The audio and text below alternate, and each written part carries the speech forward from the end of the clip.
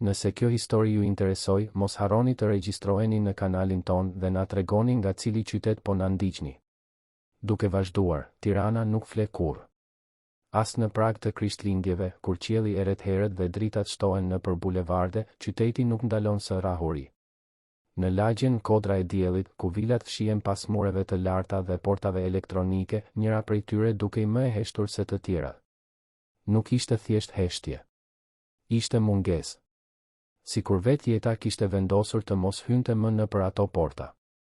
Brenda vilës, Besnik Kastrati ecte nëpër korridoret e zbrazta me hapat e tij të zakonshëm, të matur, të kontrolluar, pa nxitim dhe pa destinacion.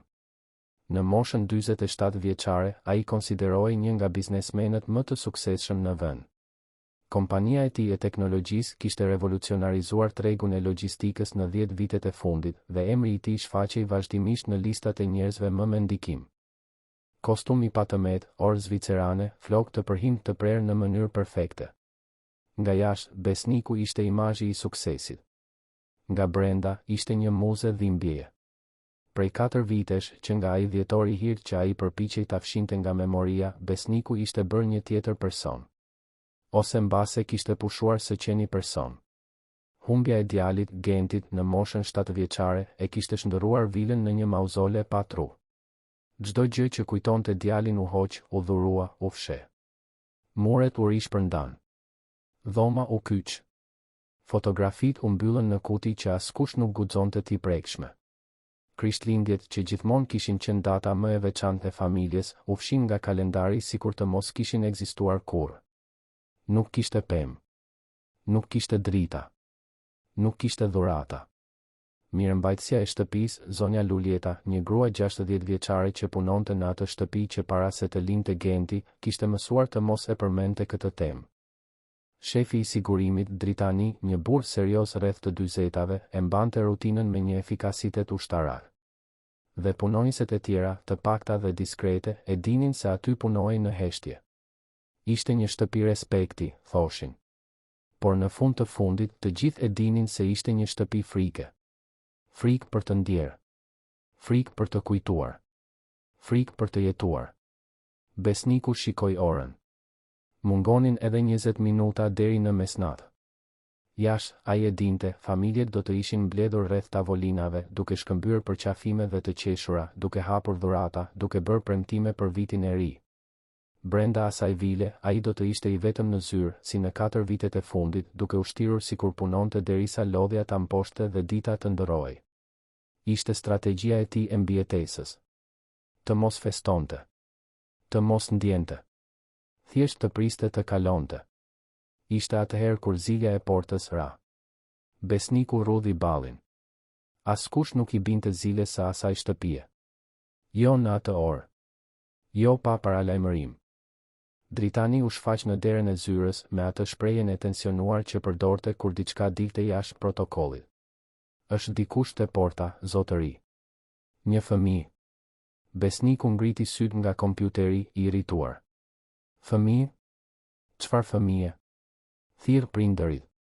Dritani hezitoi, gjë që ndodhte rrallë. Është fill i vetëm, zotëri. Thotë se ka nevojë për strehim dhe ushqim. Besniku ndjeu një therrje pa durimi. Nuk ishte i pandjeshëm ndaj vuajtjeve të tjerëve. Dhuronte për institucione, sponsorizonte projekte sociale, nënshkruante çek të majm për organizatat që kujdeseshin për fëmijët e rrugës. Por e gjithë kjo bëhej nga distanca, me ndërmjetës, pa kontakt direkt. Ai nuk donte përfshirje. Nuk mund të përfshihej. Telefonon shërbimin social. Ose ndonjë strehimore. Zgjidhe këtë, Dritan. Sigurimi nuk lëvizi. Besniku vuri re diçka në shikimin e tij. Diçka që rrallë e shite, dyshim. Zotëri, mendoj se është më mirë ta shihni vetë. Besniku pëshertiu me padurim, por u ngrit nga karrigia dhe ndoqi Dritanin deri te dhoma e monitorimit. Në ekranin që tregonte hyrjen kryesore, ai pa vajzën.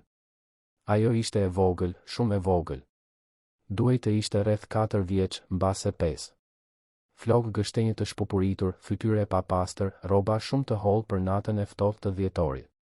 Ajo shtrëngonte një qese të vjetër pëllure pas gjoksit dhe shikonte fiksim te kamera, sikur ta dinte që dikush po e vëzhgonte. Nuk qante. Nuk bërtiste. Nuk godiste portën. Thjesht priste me një durim rëqethës për një fëmijë të asaj moshe. Besniku ndjeu diçka të huaj në gjoks. Një shtrëngim. Një kujtim që përpiqej të ikte nga kasaforta ku ai e kishte kyçur. Për një çast, vetëm për një çast, ai pa Gentin në atë pozicion. Gentin duke pritur te dera e dhomës, duke mbajtur ariun e pelushit, duke kërkuar edhe 5 minuta për radhë para se të flinte. Zëri i djalit bëri jehon në mendjen e besnikut si një fantazm, babi, edhe pak fare. Të lutem. Ai puliti syt, duke e larguar kujtimin me dhunë. Hapeni portën. Silleni brenda. Dritani u kthye i befasuar. Zotëri, a nuk do të ishte më mirë të njoftonim autoritetet fillimisht? Mund të jetë një situatë e komplikuar. Mund të ketë të rritur afër që e përdorin fëmijën për të, i di rreziqet, Dritan. Hapeni portën. Sigurimi u bind, ndonse qartësisht i shqetësuar. Besniku zbriti shkallët e gjera të vilës dhe ndaloi në hollin e hyrjes duke pritur. Dëgjoi zhurmën e hapave të vegjël, të zbathur mbi mermerin e ftohtë. Dhe atëherë ajo u shfaq. Vajza hyri ngadalë duke parë rrotull me atë seriozitet të çuditshëm, pothuajse prej të rrituri. Këmbët e saj ishin të papastra dhe të ngrira. Thonjt me mbetje dheu. Rrobat të grisura në disa vende. Por ajo që i tërhoqi më shumë vëmendjen besnikut ishin sy. Sy gështenje, të thellë, të lodhur.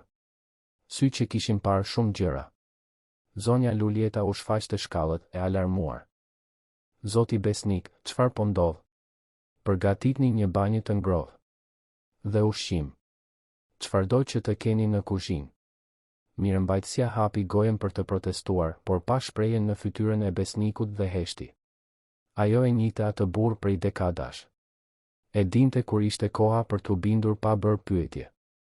Dritani, nga ana tjetër, nuk mund ta fshihte shqetësimin. Zotëri, me gjithë respektin, duhet të ndjekim procedurat. Të verifikojmë nëse ka ndonjë përgjegjës që po e kërkon. Të njoftojmë organet kompetente. Nëse diçka shkon keq. Besniku u kthye nga ai me një vendosmëri që nuk e kishte përdorur prej vitesh. Asgjë nuk do të shkojë keq. Ajo do ta kaloj natën këtu, do të haj, do të flej e sigur. Nesër mendojmë për pjesën tjetër. Kjo nuk është e negociueshme. Sigurimi u tërhoq, por besniku mund të shihte në sytë e tij se diskutimi nuk kishte përfunduar. Thjesht ishte shtyr. Vajza, gjatë gjithë bisedës, nuk kishte thënë asnjë fjalë. Thjesht vëzhgonte, duke shtrënguar qesen pas gjoksit. Besniku ul galiç para saj, duke u përpjekur të dukej më pak frikësues. Nuk ishte i mirë me fëmijët. Nuk kishte qenë kurrë, as me Gentin, që ishte djali i tij. Gjithmonë ja kishte lënë pjesën emocionale bashkëshortes, Teutës, e cila ishte larguar 2 vjet pas humbjes së djalit, e paftë për të përballuar peshën e zis brenda asaj shtëpie të zbrazët. Si quhesh? Vajza e fiksoi për disa sekonda para se të përgjigjej, me një zë të ulët por të qartë. Era. Era. Emri tingëlloi i huaj në veshët e besnikut. I thjesht. I zakonshëm. Real. Era, a ke uri? Ajo pohoi me kokë, një herë. Po ftohtë. Një tjetër pohim. Atëherë do ta zgjidhim këtë. Zonja Lulieta do të çojë të bësh një banjë të ngrohtë dhe pastaj do të urdhëroj të përgatisin një darë. A jemi dakord? Era e shikoi me një intensitet që e çarmatosi. Ishte sikur ajo po maste nëse mund t'i besonte atij.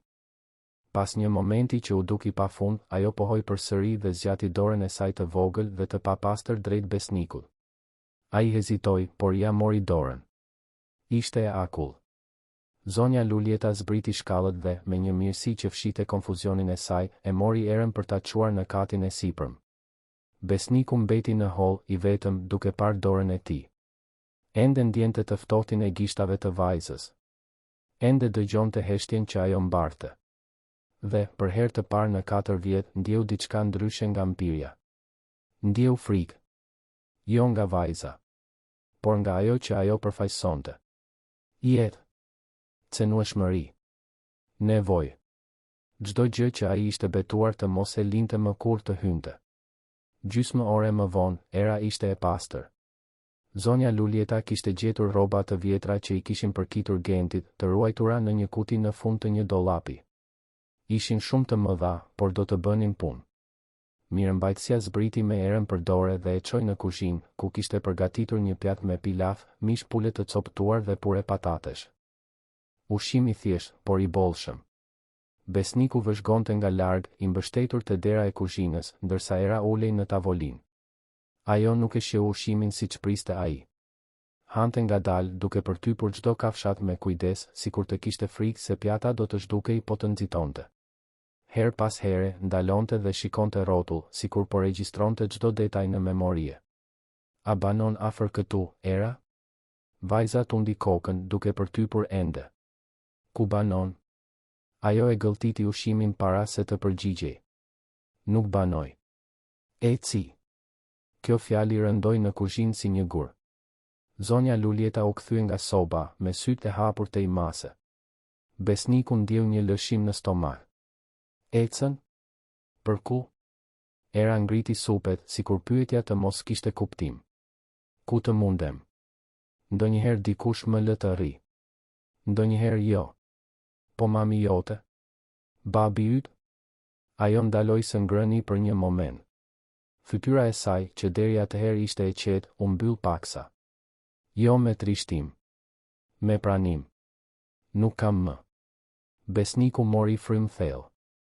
Nuk donte të bënte më pyetje. Nuk donte të përfshihej më shumë se sa ishte përfshirë tashmë. Por diçka brenda tij, diçka që ai mendonte se kishte vdekur, e shtynte të vazhdonte. A ka dikush që kujdeset për ty? Ndonjëherë është një goca që më jep bukë. Dhe një burr që jep supë afër sheshit. Dhe është zonja Roza që fle afër marketit. Ajo më lë të rri afër kur bën shumë ftohtë. Por sot ajo nuk ishte. Zonja Lulieta çoi dorën te gjoksi, dukshëm e tronditur. Besniku, nga ana e tij, ndjeu një val zemërimi. Jo ndaj vajzës. Ndaj situatës. Ndaj padrejtësisë mizore që një fëmijë 4 vjeçar duhet të mësonte të mbijetonte fill i vetëm në rrugët e një qyteti si Tirana.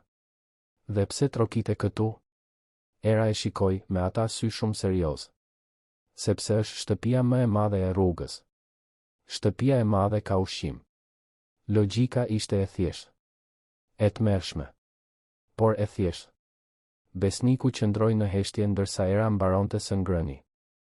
Kur ajo përfundoi, zonja Lulieta i ofroi lëng frutash dhe një copë kek që kishte bërë për punonjësit. Era i pranoi të gjitha me të njëjtën qetësi të edukuar, sikur të ishte në një restorant dhe jo në kuzhinën e një të panjohuri. Ishte atëherë kur besniku vuri re qesen që ajo kishte lënë në dy sheme, anash karriges. Ai bëri me shenjë nga objekti. Çfarë mban aty? Era shikoi qesen dhe, për herë të parë, sytë e saj shkëlqyen me diçka që nuk ishte thjesht lodhje. Ishte dashuri. Gjërat e mia, a mund t'i shoh? Ajo hezitoi, por pastaj e mori qesen dhe e hapi me kujdes. Brenda kishte disa copra pëllure, një copë sapuni të përdorur, një tap shisheje dhe, në fund, një zbukurim krishtlindjesh. Ishte një zile e vogël e artë, e lirë, nga ato që blihen nëpër dyqane popullore. Ishte e thyrë në njërin skaj, por era e mbante sikur të ishte prej kristali. Besniku ndjeu sikur dyshemeja po i ikte nga këmbët. Ai e njihte atë zile. Jo pikërisht atë, por modelin. Ishte pjesë e një kutije zbukurimesh që Teuta kishte bler vite më parë, kur Genti ishte i vogël. Zbukurime të thjeshta, me ngjyra, që djalit i pëlqente t'i varte në pemë. Kur shtëpia u zbraz nga çdo gjë që kujtonte djalin, besniku kishte urdhëruar që ato kuti të dhuroheshin. Zonja Lulieta ishte bindur. Ai e dinte këtë. Ishte i sigurt për këtë. Atëherë, si ishte ajo zile aty? Ku e gjete këtë? Era e ledhatoi zilen me gishtat e saj të vegjël. Ma dha një burr. Në një vend ku japin rroba. Ai tha se ishte e veçantë. Që bën zhurmë të bukur kur e prek era. Cili burr? Ajo ngriti supet. Nuk e di. Kishte një orë që shkëlqente. Dhe më tha të mos e humbisja. Besniku ndjeu frymëmarrjen ti merrej. Orë që shkëlqente. Mund të ishte kushto. Mund të mos nënkuptonte asgjë. Por diçka brenda tij, diçka instinktive, i thoshte se kjo nuk ishte rastësi. Zonja Luljeta, që kishte ndjekur gjithçka në heshtje, ju afrua besnikut dhe i përshpëriti. Zotëri, betohem që i dhurova ato kuti të qendra komunitare në La Prag. Ishin të paktën 5 kuti. Unë vet i çova. Atë Gjergji i pranoi. Besniku pohoi me kokë, por mendja e tij po punonte me shpejtësi.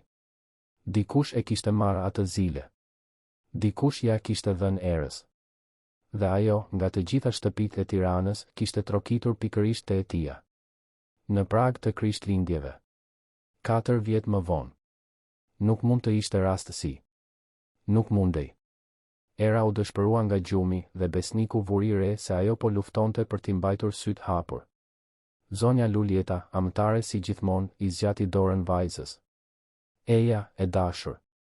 Do të çoj në një dhomë ku mund të flesh. Era pranoi dorën e mirëmbajtëses, por para se të dilte nga kuzhina, u kthye nga besniku. Faleminderit për ushqimin. Zëri i saj ishte aq i sinqert, aq i pastër, sa besniku ndjeu diçka të thyej brenda gjoksit. Ai thjesht tundi kokën, i paftë për të folur. Kur të dyja u ngjitën lart, Dritani hyri në kuzhinë. Fytyra e tij ishte e tensionuar. Zotëri, duhet të këmbëngul. Kjo nuk është sipas protokollit. Nuk dim asgjë për këtë vajzë. Nuk dim nëse dikush po e kërkon. Nëse krijohet një situatë ligjore, ju mund të i di rreziqet Dritan. Por ajo do të qëndrojë këtë natë. Nesër do ta zgjidhim. Dritani pëshertiu, por nuk debatoi më.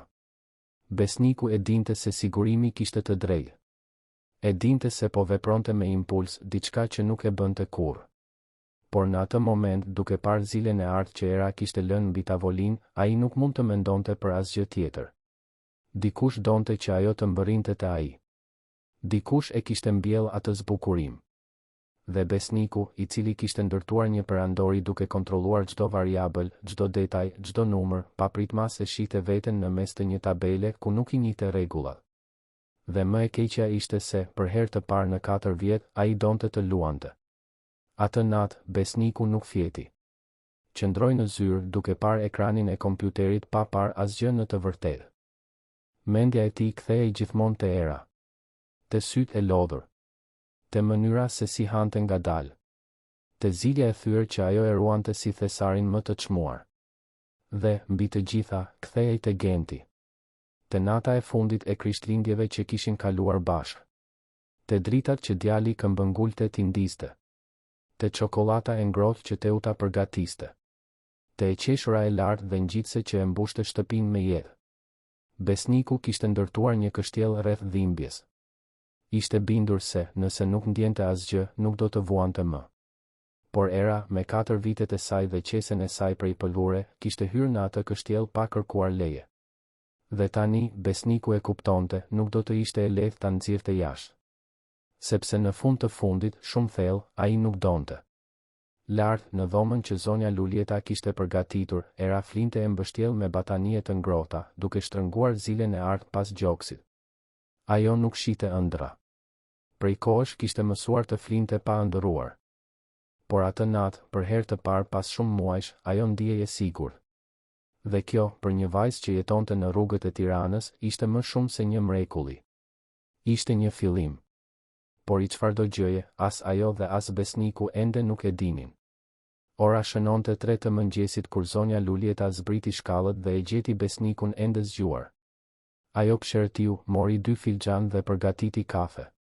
Vendosi njërin para tij në heshtje. Besniku e piu pa e parë atë. Ajo i ngjan Gentit, apo jo? Fjalia e zonjës Luljeta erdhi e ulët, pothuajse si një përshpërim. Besniku nuk u përgjigj. Nuk kishte nevojë. Të dy e dinin të vërtetën. Jo fizikisht. Era ishte ndryshe. Por kishte diçka te ajo. Një brishtësi e maskuar si forcë. Një vetmi që kërkonte shoqëri pa u lutur. Edhe Genti ishte i tillë. I qetë. Vëzhgues. Trim në atë mënyrë që vetëm fëmijët mund të jenë. Çfarë do të bëni, zotëri? Besniku më në fund e shikoi zonjën Luljeta. Në sytë e saj, ai pa dekada besnikërie. Kujdesi. Dëshmie. Ajo kishte qenë aty kur lindi Genti. Kishte qenë aty kur ai u largua. Kishte qenë aty në çdo ditë të zisë së heshtur që pasoi. Nëse kishte dikë te i cili besniku besonte, ishte ajo. Nuk e di. Por nuk mund thjesht ta dorëzojte një sistem që do ta mbyll në një strehimore të mbipopulluar dhe do ta harroj. Nuk mundem. Zonja Luljeta pohoi me kokë, sikur ta priste atë përgjigje. Atëherë ju tashmë keni vendosur. Besniku as nuk e konfirmoi, as nuk e mohoi. Por të dy e dinin se diçka kishte ndryshuar atë natë. Vila që ishte një varr kishte marrë një vizitë. Dhe kjo vizitë nuk ishte thjesht një vajzë rruge që kërkonte strehim. Ishte e kaluara që trokiste në derë. Ishte e ardhmja që priste përgjigje. Ishte jeta që kërkonte që besnik kastrati, njeriu që kishte gjithçka dhe nuk ndjente asgjë, më në fund të bënte një zgjedhje. Dhe për herë të parë në 4 vjet, ai nuk e dinte nëse ishte gati për pasojat. Por do ta zbulonte. Sepse era nuk ishte lloji i pranisë që mund të injorohej. Dhe zilja e artë që ajo mbante ishte vetëm pjesa e parë e një puzlei që besniku as nuk e dinte se ekzistonte. Një puzle që ai dyshonte do të zbulonte shumë më tepër nga sa ishte i përgatitur të shite. Zonja Luljeta mbaroi kafen e saj dhe u ngrit ngadalë. Para se të dilte, u kthye nga besniku. Zotëri, ajo vajzë nuk erdhi këtu rastësisht. Ju e ladh të hynte. Kjo do të thotë diçka. Besniku nuk u përgjigj. Zonja Luljeta u largua dhe ai mbeti përsëri vetëm. Heshtja tani ishte ndryshe. Nuk ishte bosh. Ishte plot me pyetje. Orët kaluan ngadalë.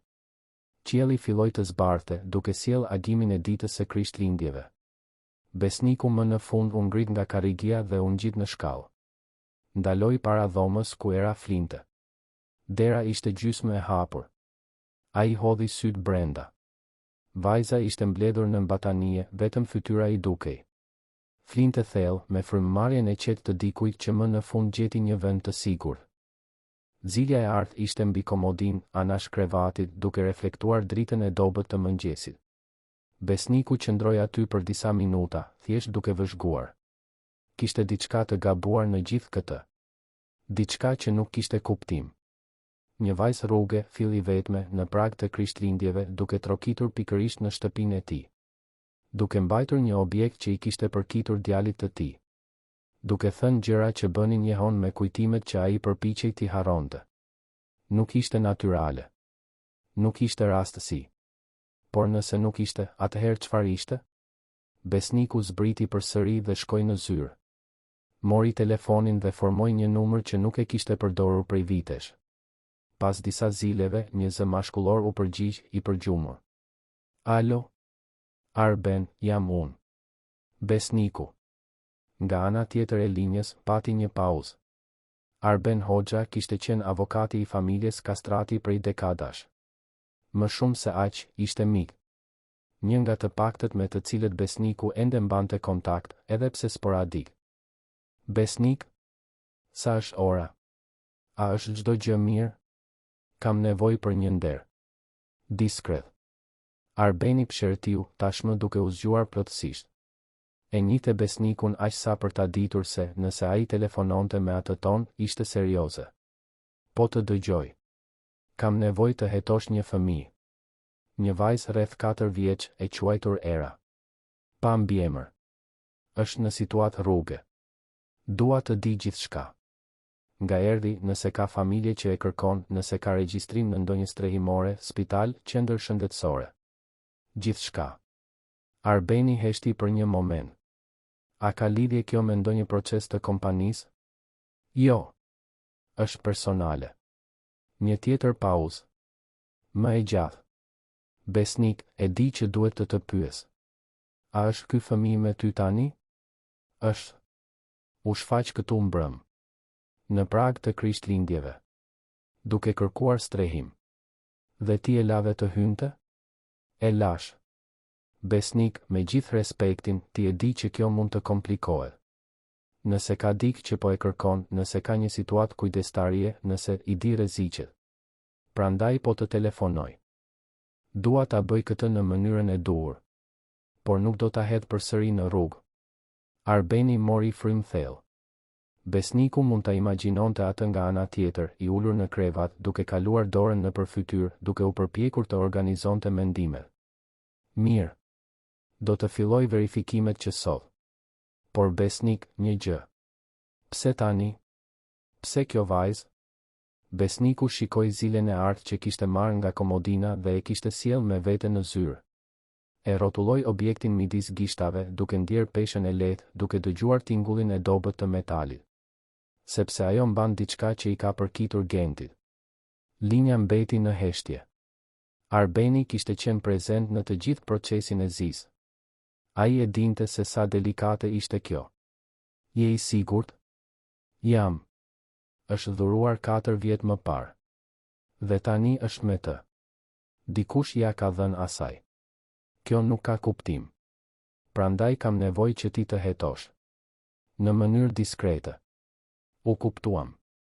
Do të filloj nga strehimoret dhe qendrat shëndetësore të zonës. Faleminderit, Arben. Besnik, edhe një gjë. Ki kujdes. Jo vetëm me situatën ligjore, por me veten tënde. Unë e di se çfarë do të thoshte Genti. E di se çfarë kalove. Mos lejo që kjo të bëhet një kurth emocional. Besniku e mbylli telefonin. E dinte se po përfshihej shumë shpejt. Por diçka më e fortë se arsyeja e shtynte. Mbase ishte faji. Mbase shpëtimi. Mbase thjesht vetmia e lodhur e një njeriu që kishte gjithçka dhe nuk kishte asgjë. Ose mbase ishte fillimi i diçkaje që ai nuk do të mund ta kontrollonte. Lart, Era u zgjua me diellin që hynte nga dritarja. Për disa sekonda, ajo nuk e dinte se ku ishte. U ul në krevat, e trembur, gati për t'u larguar me vrap. Por pastaj pa bataniet e pastra, muret e qelëta, derën gjysmë të hapur nga ku hynte aroma e kafes së freskët. Dhe u kujtua. Shtëpia e madhe. Burri serioz. Zonja e sjellshme. Ushqimi i ngrohtë. Ajo shikoi te komodina dhe zemra i rahu fort. Zilja nuk ishte aty. U ngrit me një kërcim duke kërkuar në përdhom, nën krevat, pas mobiljeve. Nuk mund ta humbiste Zilen. Ishte e vetmja gjë që kishte. E vetmja gjë që dikush ja kishte dhënë duke i thënë se ishte e veçantë.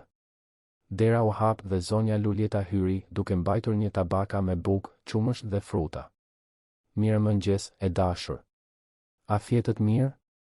Era e shikoi atë me sytë e hapur të imase, pothuajse në panik. Zilja ime. Ku është zilja ime? Zonja Luljeta vendosi tabakan mbi krevat dhe u ul në gjunjë para vajzës me një buzëqeshje qetësuese. Çdo gjë është në rregull, Era. Zilen e ka zoti besnik. Ai thjesht e mori hua për ta parë. Por do ta kthej, ri e qetë.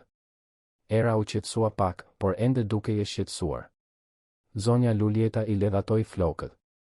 Është e bukur, apo jo? Kjo Zile. Ku e fitove? Ma dha një burr. Në një vend ku japin rroba. Ai tha se duhej ta ruaja mirë. Dhe ti e ruajte. Shumë mirë. Era pohoi me kokë. Është e vetmja gjë e imja. Kjo fjali e goditi zonjën Luljeta si një grusht. E vetmja gjë. 4 vjeç dhe e vetmja gjë që zotëronte në botë ishte një Zile e thyrë. Tani ke më shumë gjëra, Era. Ke rroba të pastra, ke ushqim, ke një vend të ngrohtë ku të rish. Për sa kohë? Pyetja ishte aq e drejtë për drejtë, aq pragmatike, sa zonja Luljeta nuk diti çfarë të përgjigjej. Si t'i shpjegonte një fëmijë se bota nuk ishte bujare? Se strehimi i përkohshëm ishte pikërisht ai, i përkohshëm? Era e pranoi heshtjen me dorëheqje. U ul në krevat dhe filloi të hante bukën, duke parë gjithmonë nga dera, gjithmonë gati për momentin kur do t'i thoshin se ishte koha për t'u larguar. Dhe ndërsa ajo hante, poshtë, besnik kastrati shikonte Zilen e artë dhe pyeste veten për të mitën herë, kush je ti, Era? Dhe pse erdhe te unë? Përgjigjet, ai e dinte, nuk do të vinin lehtë. Por do të vinin. Sepse ajo vajzë nuk ishte thjesht një fëmijë i humbur në natën e Krishtlindjeve. Ishte një mesazh. Një provë. Ose mbase një shans i dytë që ai as nuk e dinte se po e kërkonte. Dhe besniku, i mësuar të kontrollonte gjithçka, do të duhej të mësonte ta linte jetën të ndodhte. Sepse era tashmë e kishte kaluar portën e tij. Dhe tani, nxjerrja e saj prej andej do të ishte më e vështirë nga sa ai e imagjinonte. Shumë më e vështirë. Dita e Krishtlindjeve agoi me një qiell të pastër mbi Tiranë, por brenda vilës së kastratëve, rret ishin të tjera. Besniku kishte kaluar natën pa gjumë, dhe tani, i ulur në zyrë me zilen e artë mbi tavolinë, ndjente peshën e çdo vendimi që do të duhej të merrte. Era nuk mund të qëndronte thjesht aty pafundësisht pa pasur një proces ligjor. Por as nuk mund të dërgohej si një problem që duhej zgjidhur nga të tjerët. Kishte diçka të ajo vajzë, të ajo zile, të ajo rastësi e pamundur që e mbante lidhur. Zonja Lulieta zbriti me erën rreth orës 9 të mëngjesit. Vajza ishte veshur me rroba që i kishin përkitur Gentit, të rregulluara me karpime nga mirëmbajtësia. Pantallona tutash blu, një bluzë e bardhë dhe një triko leshi e hirë. Flokët ishin të krejur, fytyra e pastër, por syt vazhdonin me atë seriozitet të lashtë, sikur mbajtja e botës mbi shpatulla ishte përgjegjësia e saj. Mirëmëngjes, tha besniku, duke u përpjekur të tingëllonte natyrshëm. Era e fiksoi për disa sekonda para se të përgjigjej. Mirëmëngjes. A fjetët mirë? Po. Krevati është i butë. Përgjigjja e thjesht e preku besnikun në një mënyrë të papritur. Sa net ai fëmijë kishte fjetur në dysheme të fortë, në të ftohtë, pa asgjë që mund të quhej komoditet. E megjithatë, ajo nuk ankohej. Nuk kërkonte më shumë. Thjesht pranonte atë që i jepej me një mirënjohje të heshtur që të thyente zemrën. Era, dua që ta dish se je e sigurt këtu. Askush nuk do të lëndoj. Askush nuk do të largoj pa u siguruar më parë se je mirë.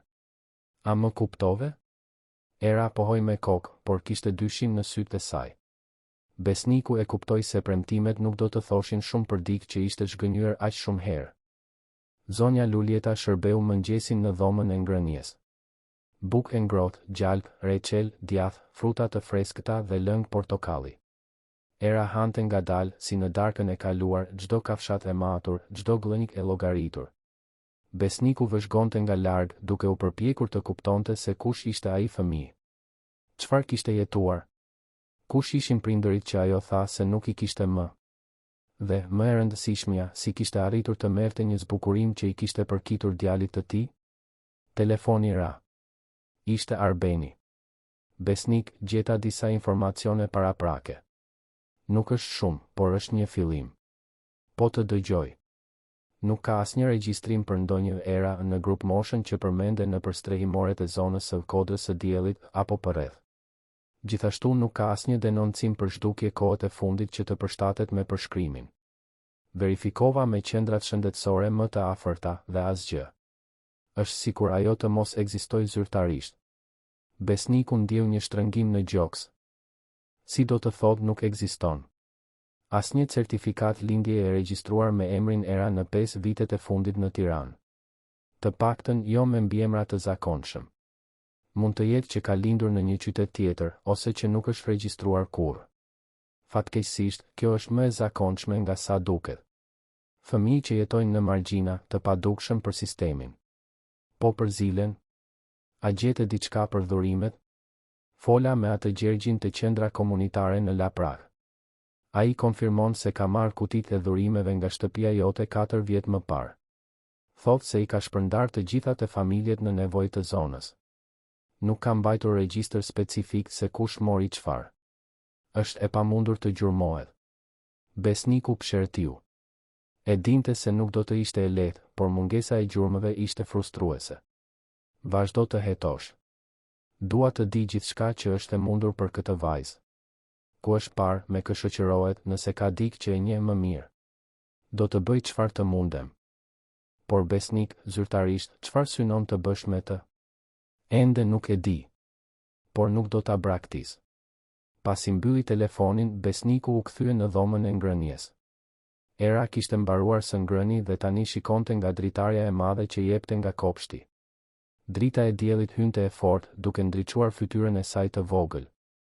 Ajo dukej e hipnotizuar nga pemët, nga bari i gjelbër, nga zogjit që fluturonin të lirë. A të pëlqen kopshti? Pyeti besniku, duke ju afruar. Më pëlqen. Është i bukur. Ka ngjyra.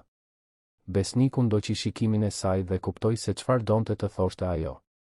Në rrugë, çdo gjë ishte gri. Beton, asfalt, mure të papastra. Aty kishte jetë. Jeshile. E kuqe. E verdhë. Ngjyra që ndoshta ajo i shite rrallë. Ke dëshirë të dalësh jashtë? Të bësh një xhiro? Era u kthye nga ai, sytë e saj shkëlqyen me diçka që mund të ishte shpresë. Mundem? Mundesh. Besniku hapi derën që jepte nga kopshti dhe era doli ngadalë, sikur po shkelte në një terren të shenjtë. Ajo preku gjethet e bimëve, ndjeu teksturën e barit nën këmbët e zbathura, dëgjoi zhurmën e shatërvanit që ishte në qendër të hapësirës. Dhe pastaj, pa paralajmërim, ajo filloi të këndonte. Lehtë, pothuajse si pëshpërim, por besniku dëgjoi çdo fjalë. Natë e qetë, natë e shenjtë, gjithçka fle në këtë jetë. Zëri ishte i brisht, por i akorduar. Dhe kënga, ajo këngë që besniku e kishte dëbuar nga shtëpia, kthehej si një fantazme e së kaluarës. Gentit i pëlqente shumë ta këndonte këtë këngë. Çdo prag Krishtlindjesh, ai këmbëngulte ta këndonte para se të flinte, duke mbajtur dorën e babait, sytë e mbyllur, duke buzëqeshur. Besniku ndjeu këmbët t'i dridheshin. U mbështet pas murit, duke u përpjekur të kontrollonte frymëmarrjen. Era nuk e dinte. Nuk mund ta dinte. Ishte thjesht një këngë Krishtlindjesh e zakonshme që çdo fëmijë e njihte. Por për besnikun ishte një goditje në plagën që ai përpiqej ta mbante të mbyllur. Era, ku e mësove këtë këngë? Vajza ndaloi së kënduari dhe e shikoi atë, e pafajshme. Nuk e di. Gjithmonë e kam ditur. Gjithmonë e kam ditur. Përgjigjja nuk kishte kuptim, por besniku nuk insistoi. Kishte gjëra që ai nuk ishte gati t'i vinte në pyetje. Jo ende. Ishte atëherë kur Dritani u shfaq në kopsht me një shprehje të tensionuar. Zotëri, duhet të flas me ju. Është urgjente. Besniku i kërkoi zonjës Luljeta të qëndronte me erën dhe ndoqi Dritanin deri në zyrë. Sigurimi mbylli derën dhe kryqëzoi krahët, qartësisht i shqetësuar. Çfarë ka? Zotëri, bëra disa verifikime me nismën time. Kamerat e sigurisë së rrugës, bizneset lokale, këto gjëra. Dhe gjeta diçka të çuditshme. Besniku u ul, i tensionuar. Vazhdo. 3 ditë para se vajza të shfaqej këtu, një grua u pa duke vëzhguar shtëpinë. Ajo qëndroi në trotuar për gati gjysmë ore, duke bërë foto me celular. Të nesërmen, u kthye dhe bëri të njëjtën gjë. Dhe në ditën e tretë, ajo po fliste me dik në telefon, duke bërë me shenjë nga porta. A ke imazhe të saj? Dritani mori tabletin dhe tregoi pamjet e kamerave. Ishte një grua e re, rreth të 30-tave, flokë gështenjë të kapur bisht, rroba të thjeshta. Asgjë që të tërhiqte vëmendjen, por qëndrimi i saj ishte i llogaritur. Ajo nuk po shëtiste. Ajo po hetonte. A e nje? Jo. Por ka edhe më shumë. Sot në mëngjes, por i shikoja regjistrimet e natës kur u shfaq era. Pak minuta para se ajo t'i binte ziles, kjo e njëjta grua kaloi në rrugë nga ana tjetër. Ajo e shikoi vajzën, por nuk u afrua. Thjesht vëzhgoi. Besniku ndjeu një mornicë t'i kalonte në përshtyllën kurrizore. A mendon se era u soll këtu me qëllim? Nuk e di, zotëri. Por rastësia është shumë e madhe. Një fëmijë shfaqet nga asgjëja në prag të Krishtlindjeve, pikërisht në shtëpinë tuaj, duke mbajtur një objekt që i ka përkitur djalit tuaj. Dhe një grua e panjohur po vëzhgonte gjithçka. Diçka nuk është në rregull. Besniku shikoi përsëri imazhet. Kush ishte ajo grua? Çfarë donte? Dhe, më e rëndësishmja, çfarë lidhje kishte era me gjithë këtë? Shto sigurinë. Instalo më shumë kamera nëse duhet. Dhe nëse kjo grua shfaqet përsëri, dua ta di menjëherë. Po, zotëri. Pasi Dritani doli, besniku mbeti vetëm në zyrë duke parë zilen e ardhë. Pjesët nuk përshtateshin. Era ishte reale, situata e saj ishte reale, por kishte diçka të orkestruar pas saj. Dikush donte që ajo të mbërrinte te ai. Por pse? Përgjigjja, ai e dinte, ishte diku në të kaluarën. Dhe për ta gjetur, do të duhej të bënte diçka që po e shmangte prej 4 vitesh, të rivizitonte dhimbjen. Në ditët në vijim, rutina e vilës ndryshoi. Era vazhdonte të ishte aty, jo më si një vizitë e përkohshme, por si një prani që avash po integrohej. Zonja Lulieta gatuante ushqimet që vajzës i pëlqenin. Dritani e lëshoi pak ngurtësinë dhe madje buzëqeshi kur Era e falenderoi për një film vizatimor që ai e vuri në televizor. Dhe besniku, pavarësisht të gjitha alarmeve racionale, ndihej gjithnjë e më shumë i lidhur me atë fëmijë misterioz. Ishte atëherë kur punonjësja e re erdhi.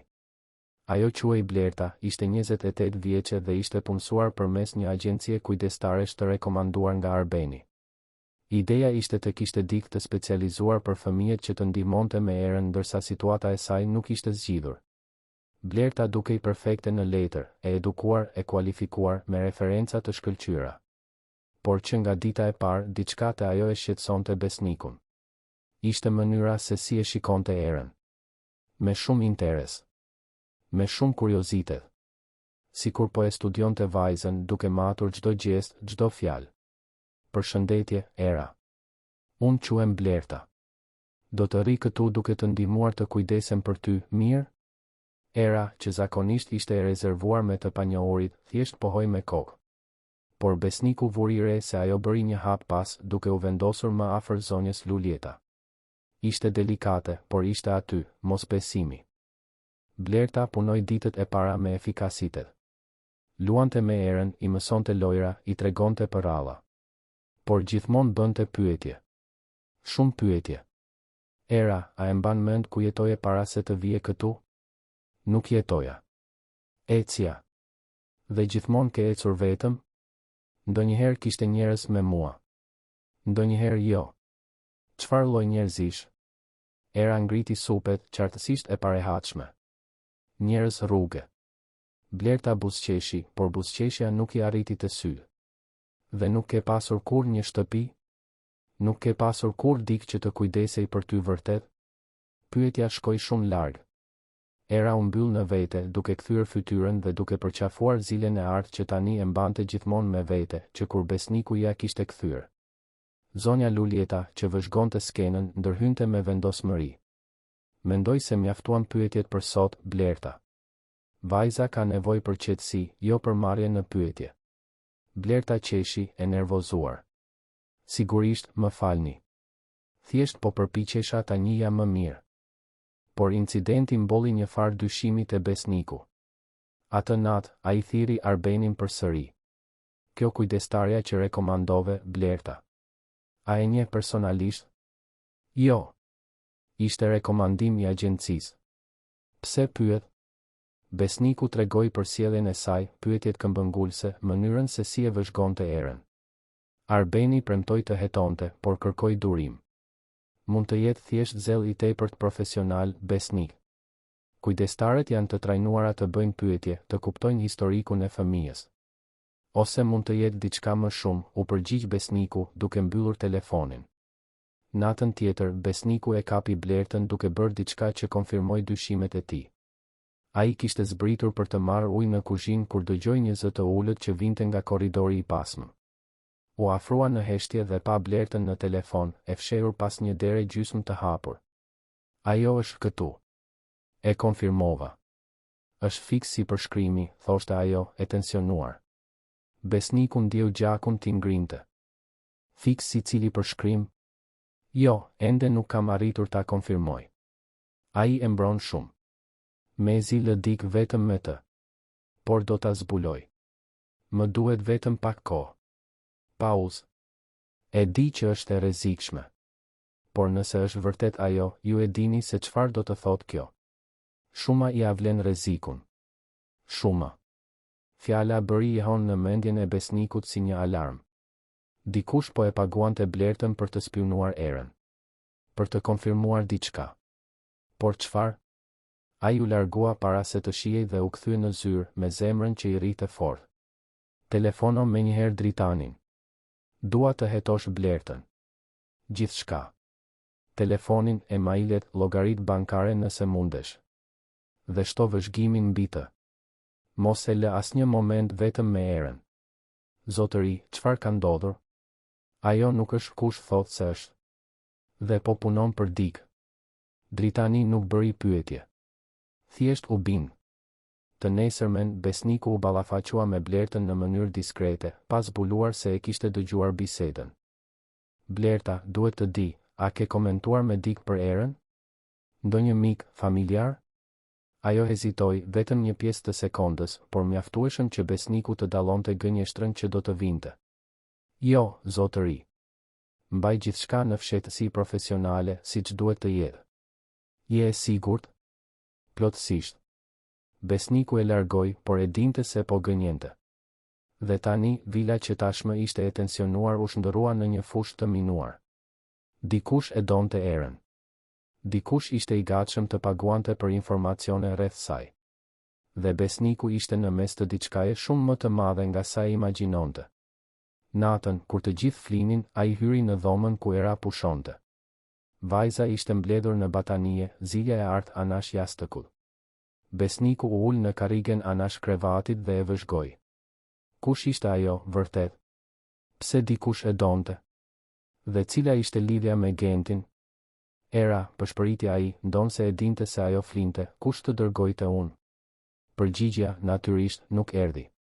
Por diçka ndodhi që besniku nuk e priste. Era u lëviz në gjumë dhe mërmëriti diçka. Fjalë të ulta, pothuajse të padëgjueshme. Besniku u afrua më shumë, duke u përpjekur t'i kuptonte. Shtëpia e madhe, përshpëriti ajo, sytë ende të mbyllur. Porta e zezë. Pema me lule rozë. Besniku ndjeu sikur i iku fryma. Ajo po përshkruante hyrjen e vilës. Pema ishte një manjol rozë që ishte në anën e portës kryesore. Si e dinte ajo këtë?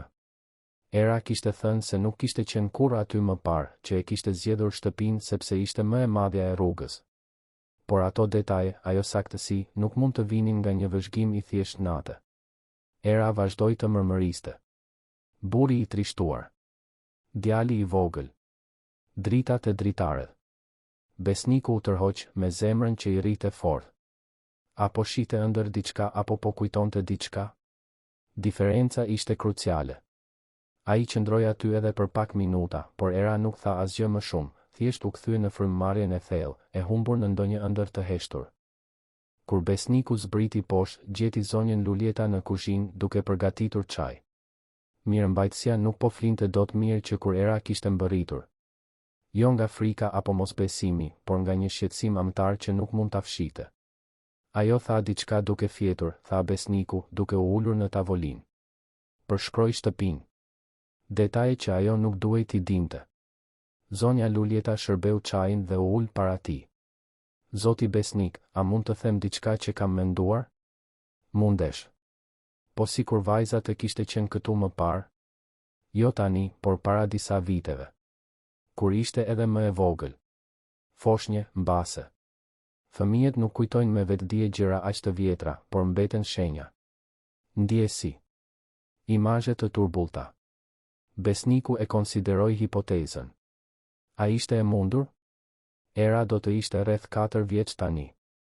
Nëse do të kishte ardhur në vilë kur ishte foshnje, do të kishte qenë të paktën para 3 ose 4 viteve. Në kohën kur Genti ishte ende gjallë. Në kohën kur shtëpia ende priste vizita, festa, njerëz. Por kush do të sillte një foshnje këtu pa e ditur unë? Nuk e di, zotëri. Por shumë njerëz hynin dhe dilnin nga kjo shtëpi në atë kohë. Furnitor, punonjës të përkohshëm, të ftuar, të afërm, të largët. Ju nuk i njihni të gjithë. Vëzhgimi i zonjës Lulieta kishte kuptim. Besniku ishte larguar nga çështjet shtëpiake në atë kohë, duke i lënë gjithçka në dorë Teutës dhe vetë mirëmbajtëses. Ai jetonte i zhytur në punë, duke ndërtuar perandorinë që sot komandonte. A mund të kishte pasur një fëmijë në shtëpi pa e vënë re ai? Ishte e pamundur, por jo e parealizueshme. Do t'i kërkoj Arbenit të hetoj edhe këtë. Të shoh nëse ka regjistrime të vizitorëve, lista të ftuarish, çdo gjë nga ajo periudhë.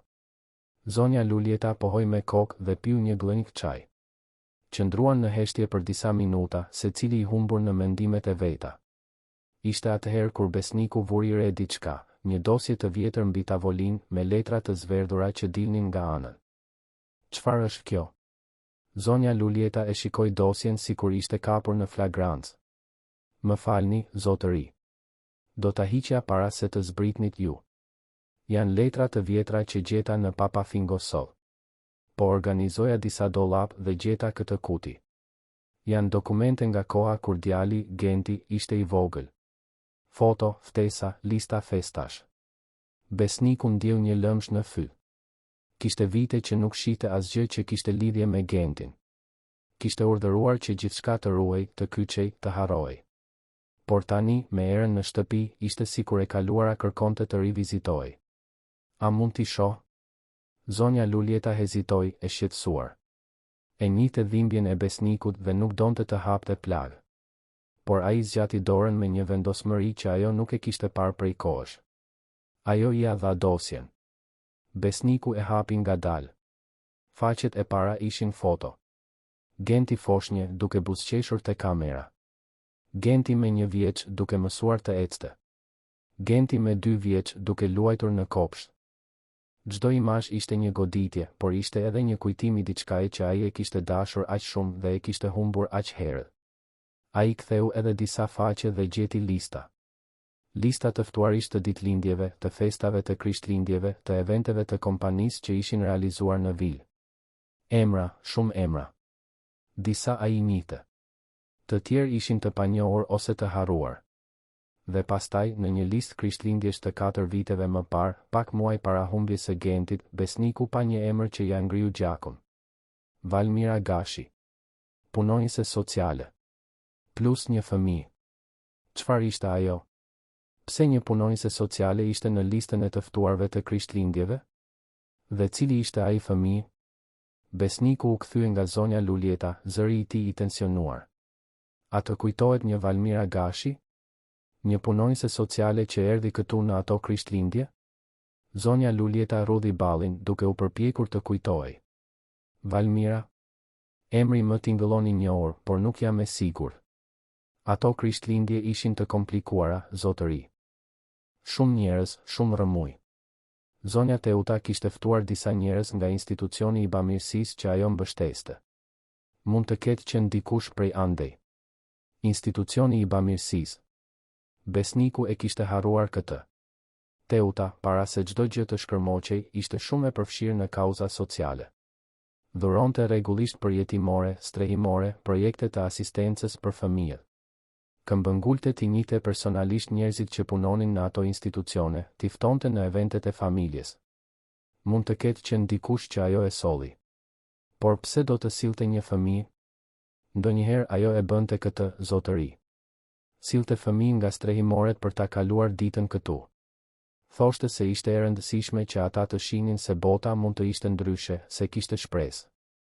Ju nuk kishit zakon të merrnit pjesë shumë në ato momente, ishit gjithmonë i zënë. Faji e goditi besnikun si një grusht. Ishte e vërtetë. Ai kishte qenë një bashkëshort i munguar në shumë aspekte, duke prioritizuar gjithmonë punën, duke i lënë gjithmonë çështjet emocionale Teutës. Dhe tani, të zbulonte se kishte gjëra që ndodhnin në shtëpinë e tij që ai nuk i dinte, ishte shqetësuese. Më duhet të flas me Teutën.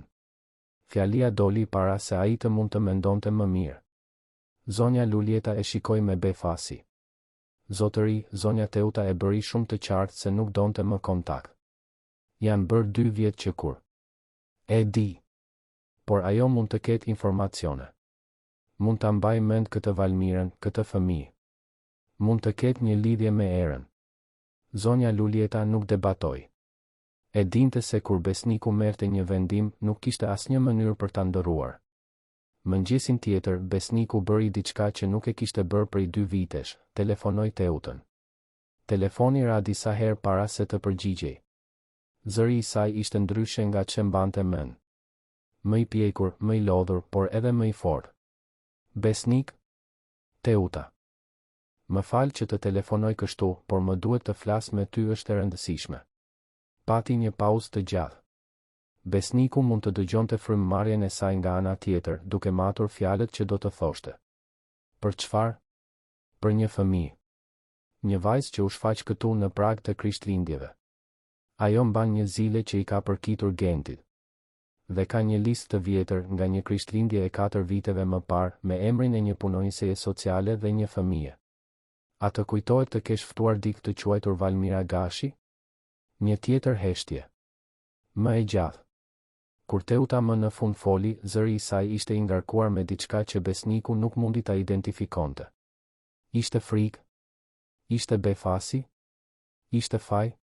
Besnik, unë nuk mund të flas për këtë në telefon. Nëse vërtet dëshiron të dish, do të duhet të vish deri këtu. Por më duhet të paralajmëroj, nëse e hap atë derë, nuk do të pëlqej ajo që do të gjesh. Linja u ndërpre. Besniku mbeti i palvizur, telefonin në dorë, zemrën që i rrite fort. Çfarë donte të thoshte Teuta me atë? Cila derë? Cila e vërtet? Ai e dinte se duhej të kishte frikë. E dinte se ishte gati të zbulonte diçka që do të ndryshonte gjithçka. Por në të njëjtën kohë nuk mund të ndalonte. Era ishte aty, duke fjetur në katin e sipërm, duke i besuar atij për ta mbrojtur. Dhe për ta bërë këtë, ai kishte nevojë të dinte të vërtetën.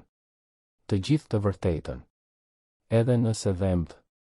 Edhe nëse shkatëronte atë që kishte mbetur nga iluzionet që ai ende mbante për të kaluarën.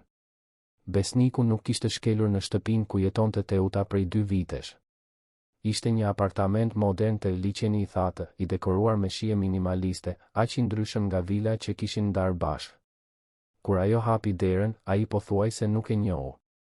Flokët ishin më të shkurtër, kishte një shkëlqim ndryshe në sy, një lehtësi që ai nuk e shihte që para humbjes së Gentit. Teuta kishte vazhduar përpara. Ai, jo. Hyr, tha ajo, me një edukat të ftohtë, por jo armiqësore. Apartamenti ishte i heshtur. Pa muzikë, pa televizor, vetëm zhurma e largët e trafikut jashtë. Teuta shërbeu kafe dhe u ul në divan, duke mbajtur distancë. Besniku mbeti në këmbë, i shqetësuar, pa ditur nga t'ia fillonte. Ti the se nuk do të më pëlqente ajo që do të gjeja. Çfarë deshe të thoshe? Teuta pshertiu, sikur po mbante një peshk prej shumë kohësh dhe më në fund mund ta vendoste në tokë. Para se të them çfarë do gjëje, duhet të kuptosh një gjë, besnik. Çdo gjë që bëra në atë kohë, e bëra sepse mendova se ishte e duhura. Sepse doja të mbroja ty, të mbroja Gentin, të mbroja familjen tonë. Të mbroje nga çfarë? Teuta u ngrit dhe shkoi te një sirtar. Nxori një dosje të vjetër, të ngjashme me atë që zonja Lulieta kishte gjetur. Ja dorëzoi besnikut.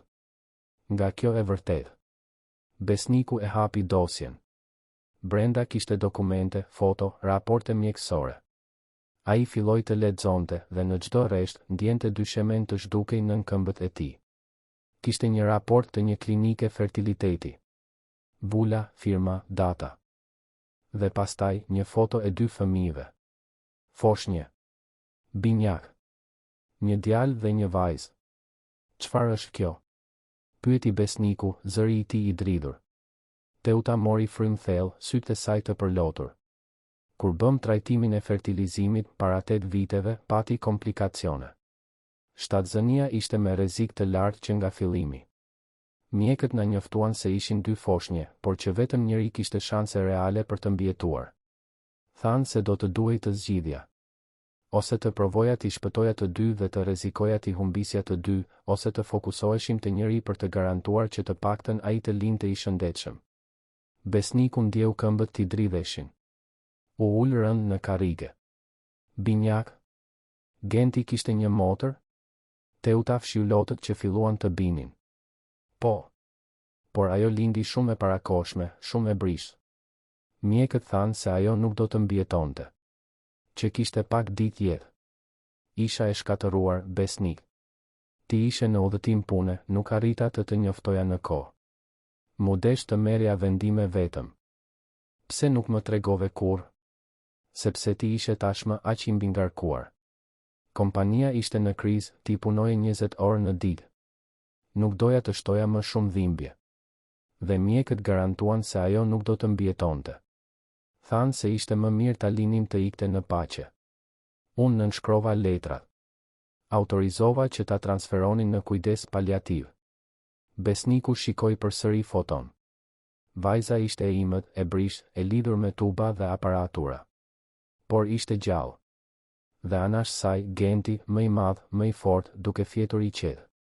Por ajo nuk vdiq, apo jo? Kjo është ajo që po më thua. Teuta pohoi me kokë, duke dënesur. 2 ditë më vonë, mora një telefonat nga Valmira Gashi. Ajo ishte punonjësja sociale e spitalit. Tha se vajza ishte stabile, që kundër të gjitha gjasave, ajo po luftonte. Që kishte një familje të gatshme për ta adoptuar, për t'i dhënë të gjithë kujdesin e nevojshëm. Valmira më bindi se ishte opsioni më i mirë. Që vajza do të kishte një jetë, edhe pse jo me ne. Dhe unë, besnik, isha e raskapitur, e trembur, e vetme. Nënshkrova letrat e adoptimit. Lash që ta merrnin. Besniku u ngrit vrullshëm, duke rrëzuar karrigen. Ti e dha vajzën tonë? Ti hoqe dorë nga ajo pa më konsultuar? Teuta u ngrit gjithashtu, zëri i saj duke u thyer. Ajo po vdiste, besnik. Ose kështu thoshin të gjithë. Bëra atë që mendova se ishte më e mira. Dhe pastaj, kur Genti lindi i shëndetshëm, kur u kthyem në shtëpi, unë u përpoqa të harroja. U përpoqa të shtiresha sikur kjo nuk kishte ndodhur kurrë. Por faji më hëngri të gjallë gjatë viteve. Po Krishtlindjet? Krishtlindjet e 4 viteve më parë? Valmira ishte në listën e të ftuarve. Teuta u ul përsëri, e konsumuar. Ajo më kërkoi. Tha se familja që adoptoi vajzën kishte hequr dorë. Që fëmia ishte në një strehimore. Që ajo na kujtonte ne, që mendonte se ne duhej ta dinim. Unë hyra në panik. Nuk dija çfarë të bëja. E ftuar Valmirën të vinte këtu, të bisedonim personalisht. Ajo e solli vajzën. Vetëm që unë ta shija. Që të isha e sigurt se ajo ishte mirë. Besniku ndjeu lotët t'i digjnin syt. Genti kishte një motër këtu, në shtëpinë tonë, dhe unë nuk e dija. Teuta tundi kokën, e mposhtur. Ishte vetëm për disa orë. Genti luajti me të. Ai nuk e dinte se kush ishte ajo. Askush nuk e dinte. Vetëm unë dhe Valmira. Dhe pasi ato u larguan, unë vendosa që të mos e prekja më kurrë këtë temë. Që ishte shumë vonë. Që ti nuk mund ta dije kurrë. Sepse si do ta shpjegojoja? Si do ta arsyetoja që kisha braktisur vajzën tonë? Besniku ra në gjunjë në dysheme, duke dënesur. Të gjithë ata vite. Tër ajo dhimbje. Dhe kishte një të vërtet të varrosur që e bënte çdo gjë edhe më keq. Ai kishte një vajzë. Dhe ajo ishte gjallë. Dhe ishte e vetme. Në rrugët e Tiranës.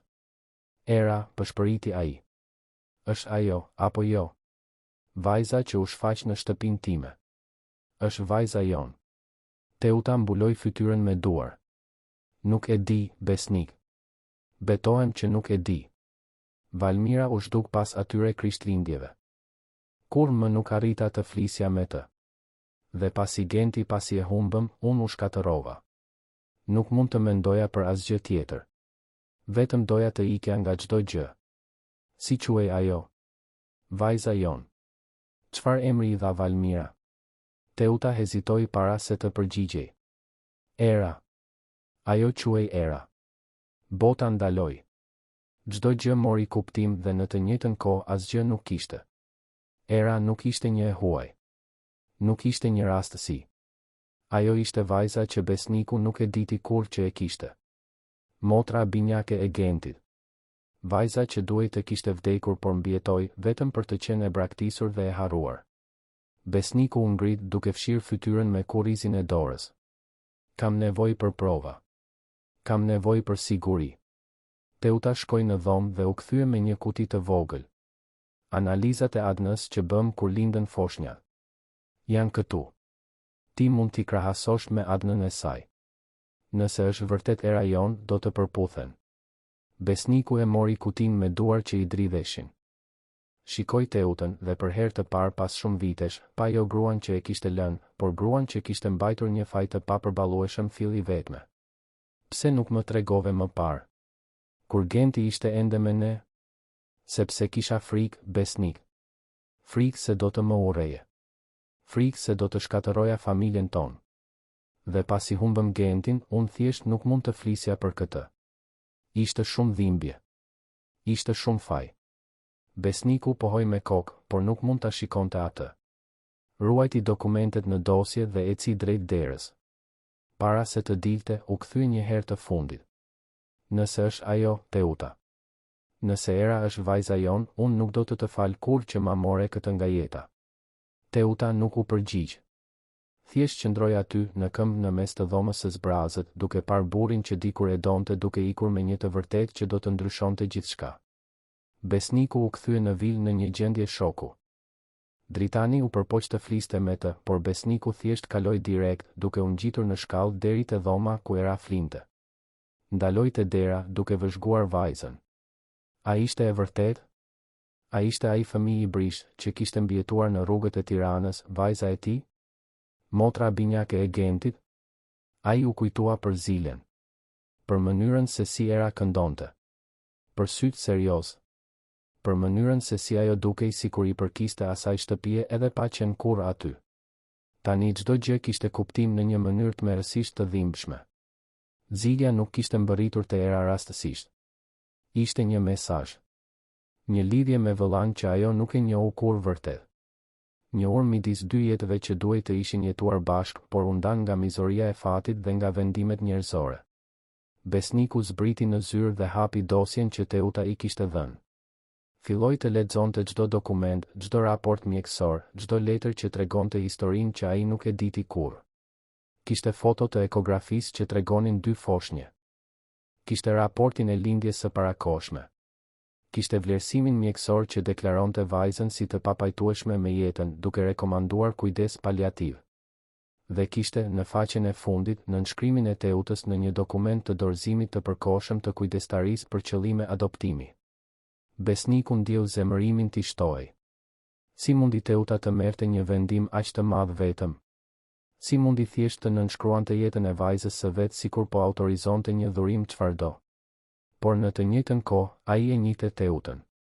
E njihte dëshpërimin që ajo duhej të kishte ndjerë. Vetmin. Frikën e humbjes së dy foshnjave. Peshën e marrjes së vendimeve të pamundura ndërsa ai ishte mijëra kilometra larg, duke mbyllur biznese, duke nënshkruar kontrata, duke ndërtuar një perandori që sot dukej aq e zbrazët. Faji ishte edhe i tij. Për shkak të mungesës. Për shkak të prioritizimit të punës. Për shkak se nuk kishte qenë anash bashkëshortes në momentin kur ajo kishte më shumë nevojë.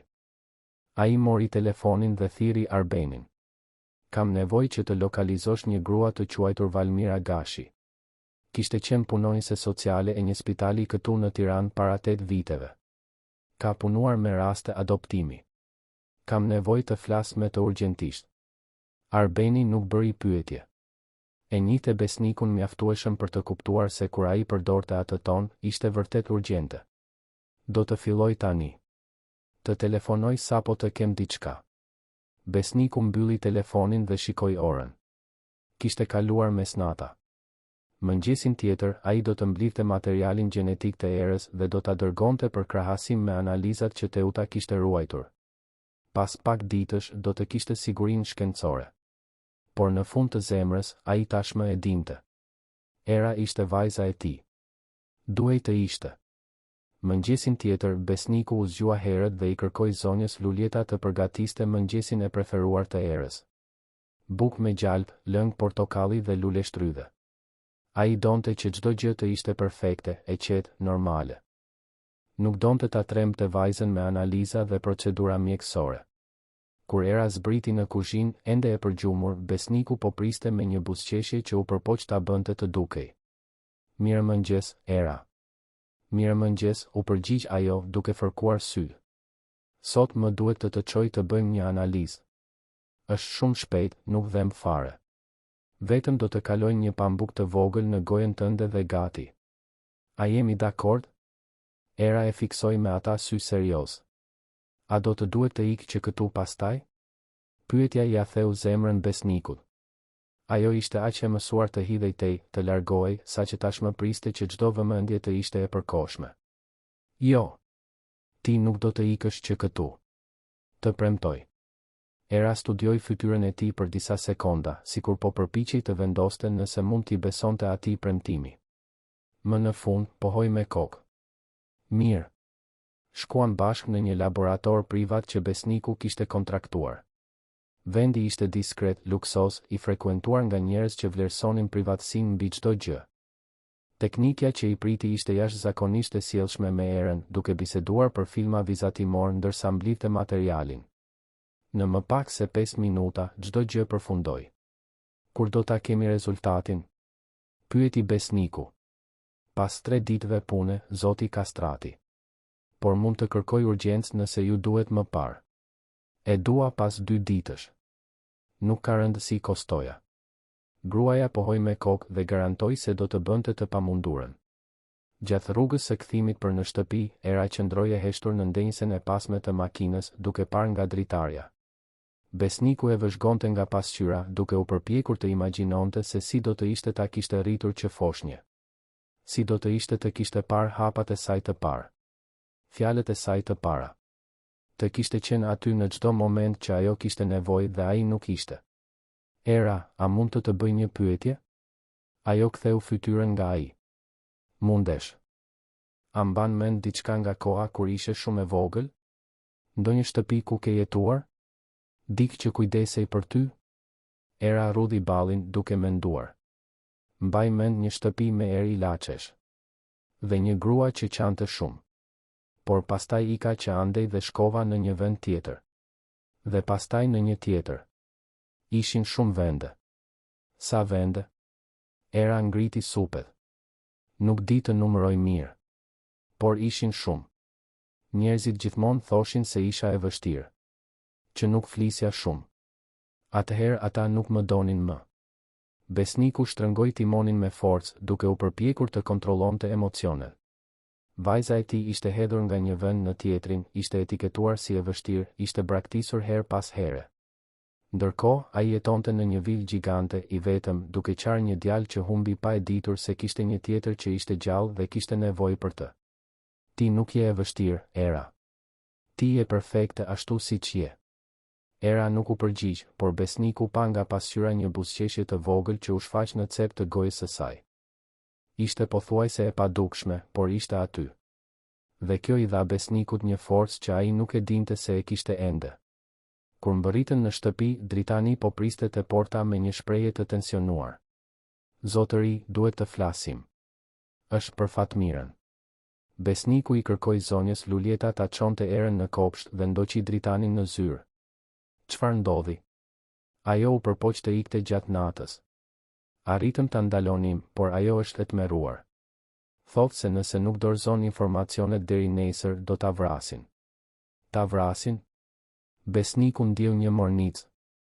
Atëherë ishte më serioze nga sa mendonte. Ku është ajo tani?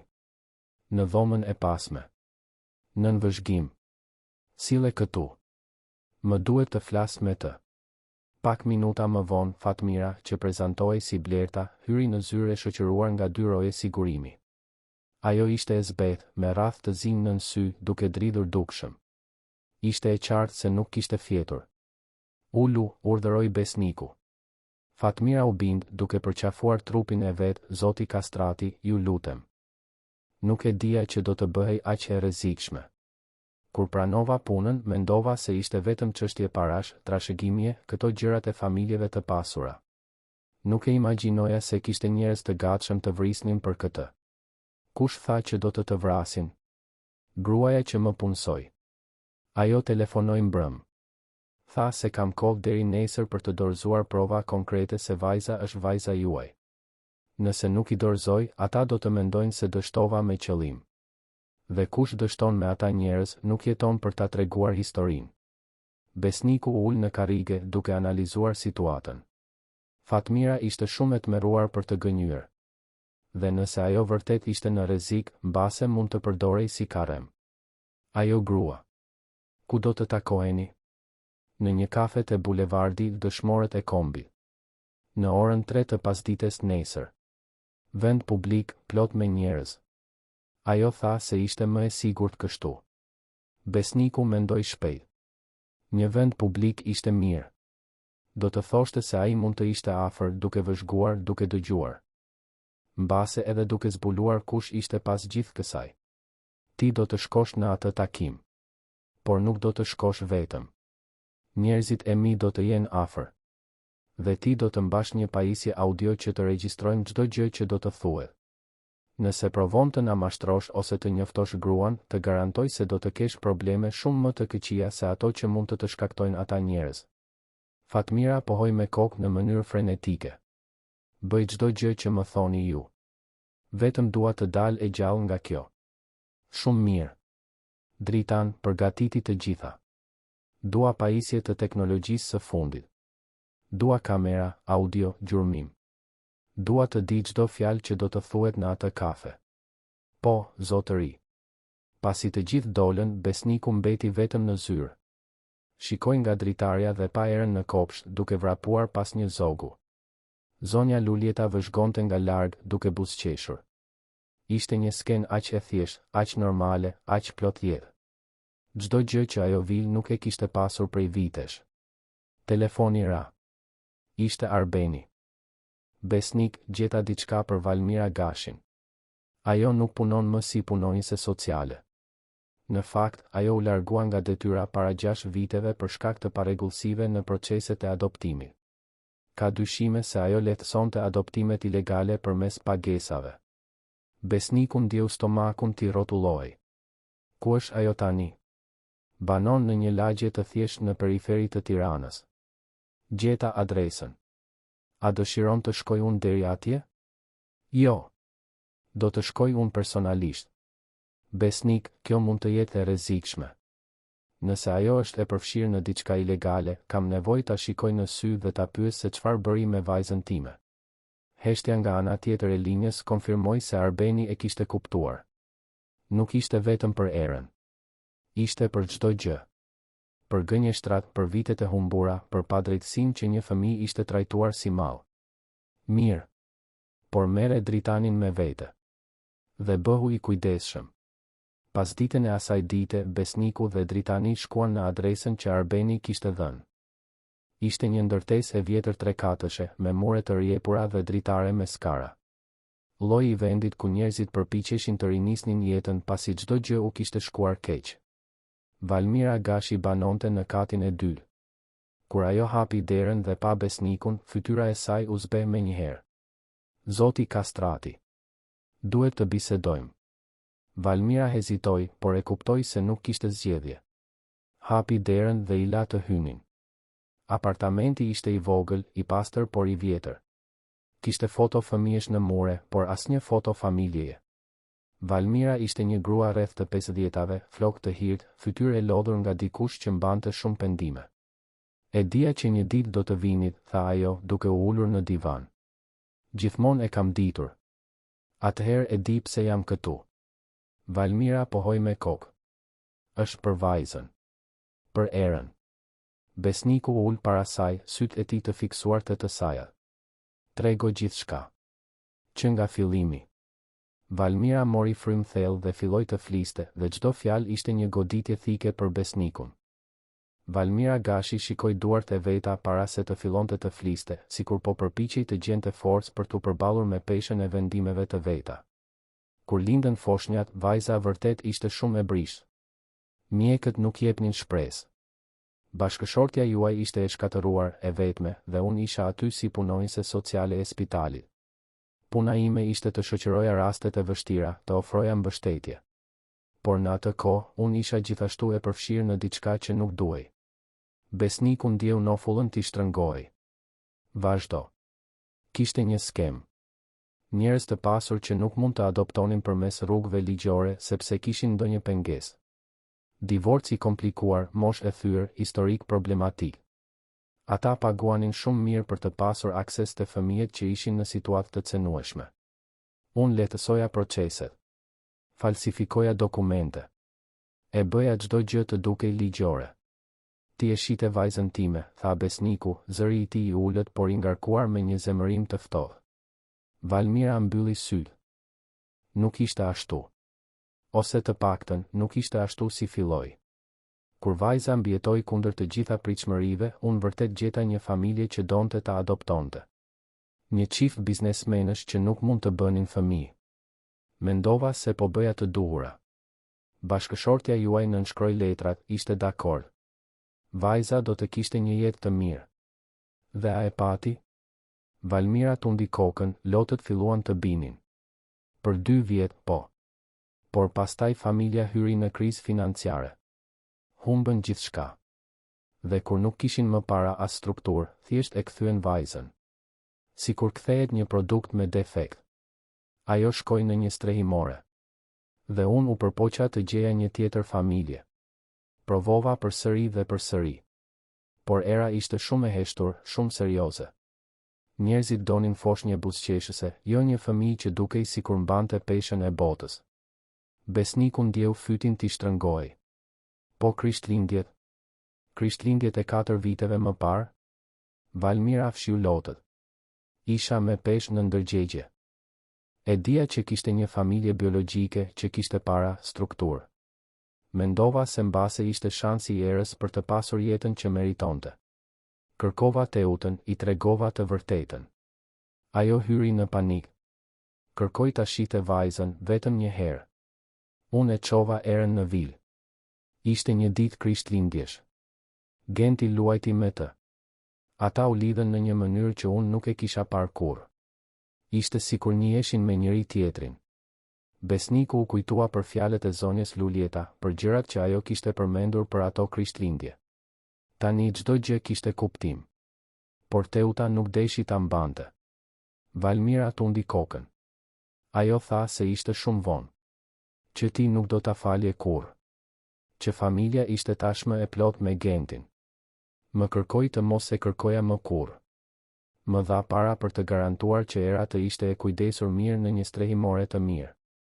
Unë i pranova. Por parat mbaruan shpejt dhe era u transferua në vende gjithnjë e më të këqija. Derisa para disa muajsh, ajo iku. Si përfundoi në rrugë? Strehimorja e fundit ishte e mbipopulluar, neglizhente. Era mësoi se nuk mund t'i besonte askujt. Kështu që doli dhe mbijetoi ashtu si mundi. Unë u përpoqa ta gjeja, por ishte e pamundur. Derisa para 3 javësh, mora një telefonat. Nga kush? Nga një grua. Tha se dinte gjithçka për erën. Për adoptimin e parregullt, për lidhjen me ju. Tha se nëse nuk bashkëpunoja, ajo do të tregonte gjithçka. Do të shkatëronte atë që kishte mbetur nga jeta ime. Unë tashmë e kisha humbur punën për shkak të parregullsive. Nuk kisha asgjë. Kështu që tregova gjithçka që dija. Dhe ishte ajo grua që punësoi Fatmirën për të hyrë në shtëpinë time. Valmira pohoi me kokë. Ajo donte të konfirmonte që era ishte vajza juaj. Donte të kishte prova. Por unë nuk e di se çfarë synon të bëj me ato informacione. Vetëm di që ajo ka shumë para dhe shumë ndikim. Besniku u ngrit, zemërimi po i vlonte brenda. Ti shkatërove jetën e vajzës sime. Për para. Për komoditet. Për frikacakëri. Valmira dënesi. E di. Dhe do ta mbaj këtë për jetë. Por duhet të më besoni kur them se u përpoqa të ndihmoja. Që kur e pash erën në ato Krishtlindje duke luajtur me Gentin, unë dëshirova nga fundi i zemrës që Teuta të ndëronte mendje. Sepse ata ishin njësoj. Ishte e pamundur të mos e shije. Besniku nuk u përgjigj. U kthye dhe doli nga apartamenti, dritani menjëherë pas tij. Në makinë, ai mbështeti kokën te timoni dhe mori frym thellë. Të dini të vërtetën nuk solli lehtësim. Solli më shumë dhimbje. Më shumë faj. Më shumë zemërim. Por solli edhe vendosmëri. Era ishte vajza e tij. Dhe ai do të bënte gjithçka, absolutisht gjithçka, për të garantuar që ajo të mos ishte më kurrë e braktisur, e harruar apo e trajtuar sikur nuk kishte rëndësi. Të nesërmen, Besniku, Dritani dhe një ekip sigurimi u pozicionuan në mënyrë strategjike në kafen të bulevardi Dëshmorët e Kombit. Fatmira ishte në një tavolinë afër dritares, e nervozuar, duke luajtur me celularin. Ajo mbante një mikrofon të vogël të fshehur në bluzë dhe çdo gjë që do të thuaj do të regjistrohej. Në orën 3 fiks, një grua hyri në kafe. Ishte bjonde, elegante, e veshur me një kostum të shtrenjtë. Syze dielli edhe brenda ambientit. Ajo ul para Fatmirës me qëndrimin e dikujt që ishte mësuar të kontrollonte situatat. A i ke informacionet? Fatmira hezitoi, por u kujtua për udhëzimet e Besnikut. I kam. Vajza është në shtëpinë e tij. E konfirmova me sy. por kam nevojë për garanci. Ti the se do të isha e sigurt. Gruaja buzëqeshur me ftohtësi. Do të jesh. Kur të kem atë që më duhet. Tregon provat. Fatmira u shtir sikur po kërkonte në çantë. Më parë dua të di kush je ti dhe pse kjo është aq e rëndësishme. Gruaja u përkul përpara, zëri i saj i ulët por kërcënues. Ti nuk je në pozitë për të bërë kërkesa. Por pasi dëshiron të dish, do të tregoj. Besnik Kastrati ka një kompani që vlen miliarda. Kur Genti vdiq, ai mbeti pa trashëgimtar direkt. Testamenti komplikuar, mosmarrëveshje aksionerësh, një rëmuj ligjore që favorizon shumë njerëz. Por nëse shfaqet një trashëgimtare legjitime, çdo gjë ndryshon. Kontrolli i kompanisë, ndarja e fitimeve, fuqia e votës. Ka njerëz që nuk duan që kjo të ndodhë. Dhe ka njerëz që duan ta përdorin vajzën si monedhë shkëmbimi. Dhe ti punon për cilën anë? Gruaja buzëqeshi. Për anën që paguan më mirë. Tani, provat. Menjëherë. Ishte atëherë kur besniku vendosi se kishte dëgjuar mjaftueshëm. Ai u ngrit nga tavolina ku ishte i maskuar, hoqi syzet e diellit dhe eci drejt gruas. Dritani dhe 2 roje sigurimi bllokuan daljet. Mendoj se provat që kërkon janë këtu. Gruaja u kthye, e shokuar. U ngrit shpejt, por dritani ishte tashmë pas saj. Zoti Kastrati. Çfarë surprize e pakëndshme. Emri i saj është Blerina Kelmendi, tha dritani, duke treguar dokumentet në tablet. Avokate korporative. Punon për një konsorcium aksionerësh minoritar të kompanisë suaj. Ata po përpiqen të destabilizojnë kontrollin që ju keni. Besniku e shikoi Blerinën me përbuzje. Ju po përdorni një fëmijë 4 vjeçar si armë në një mosmarrëveshje biznesi. Jeni të gatshëm ta ekspozoni, ta manipuloni, vetëm për të arritur çfarë? Edhe disa pikë përqindje fitimi? Blerina e rifitoi qetësinë shpejt. Kështu funksionon bota, besnik. Ti e di këtë më mirë se kushto. Biznesi është biznes. Nëse vajza është vërtet vajza jote, ajo përfaqëson një ndryshim në strukturën e pushtetit. Aksionerët kanë të drejtë ta dinë. Jo kur kjo vendos një fëmijë në rrezik. Dhe ti do të qëndrosh larg saj. Tani. Ose të garantoj se emri yt dhe emri i atij që të punsoj do të shfaqen në çdo gazetë të vendit.